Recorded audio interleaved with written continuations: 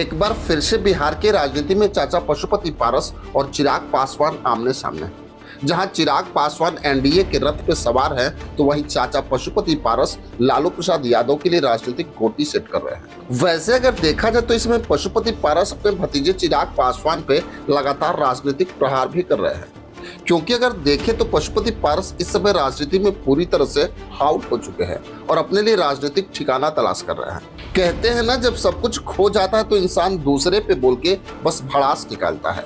आज वही कहावत पशुपति पारस में फिट बैठ रहा है, क्योंकि राजनीति में चिराग पासवान इतना आगे निकल चुके हैं कि उनको छूना पशुपति पारस के बस की बात नहीं रही। इसीलिए अगर देखा जाए तो पशुपति पारस अब चिराग पासवान पे बोल के ही अपनी आत्मा को शांति देने का प्रयास कर रहे हैं। वहीं अगर देखा जाए तो राष्ट्रीय लोक जनशक्ति पार्टी सुप्रीमो एवं पूर्व केंद्रीय मंत्री पशुपति कुमार पारस ने मुख्यमंत्री नीतीश कुमार को दलित विरोधी बताया। उन्होंने कहा कि सीएम नीतीश कुमार ने दलितों को बांटने का कार्य किया और दलित से महादलित बना के शोषित और पीड़ित को कमजोर कर दिया। पशुपति पारस ने कहा कि पासवान जाति को कमजोर करने के लिए चौकीदार की बहाली में सामान्य नियम लागू कर दिए गए। पशुपति पारस ने नीतीश कुमार पर हमला करते हुए कहा कि सीएम शारीरिक और मानसिक रूप से अस्वस्थ हो गए हैं। पिछले 20 साल से बिहार का मुख्यमंत्री एक ही व्यक्ति है।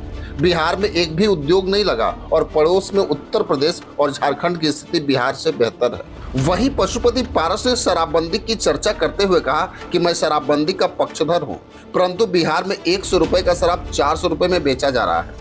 शराबबंदी के नाम पे हजारों लोग जेल में बंद है, जिसमें महादलित, दलित और अति पिछड़ों की संख्या सबसे अधिक है। उन्होंने कहा कि सीएम नीतीश कुमार के गृह जिला नालंदा में दलितों पे सबसे अधिक अत्याचार हो रहा है। वैसे तो पशुपति पारस ने यह भी कहा कि आगामी विधानसभा चुनाव में यदि सरकार नहीं बदली तो बिहार अंधकार में डूब जाएगा।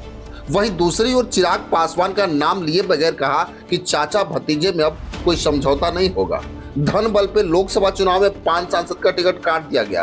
पूरा बिहार जानता है कि मेरे भाइयों में राम, लक्ष्मण और भरत जैसा संबंध रहा। पशुपति पारस ने यह भी कहा कि आगामी 14 अप्रैल को अंबेडकर जयंती पे पार्टी की नीति और सिद्धांत का खुलासा करते हुए आगामी गठबंधन की घोषणा होगी।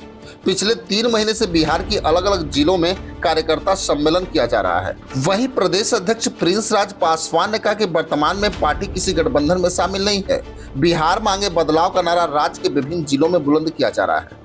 पिछले 20 साल में राज्य सरकार ने कानून व्यवस्था, शिक्षा और रोजगार की स्थिति खराब कर दी है। लेकिन जिस तरह से पशुपति पारस ने चिराग पासवान पे बोला कि अब कोई समझौता नहीं होगा, उससे खास करके बिहार के राजनीति पे कोई असर नहीं पड़ेगा, क्योंकि जिस तरह पशुपति पारस लगातार मीटिंग कर रहे हैं, वो खास करके अपनी जाति का वोट चिराग पासवान से तोड़ने का प्रयास कर रहे हैं।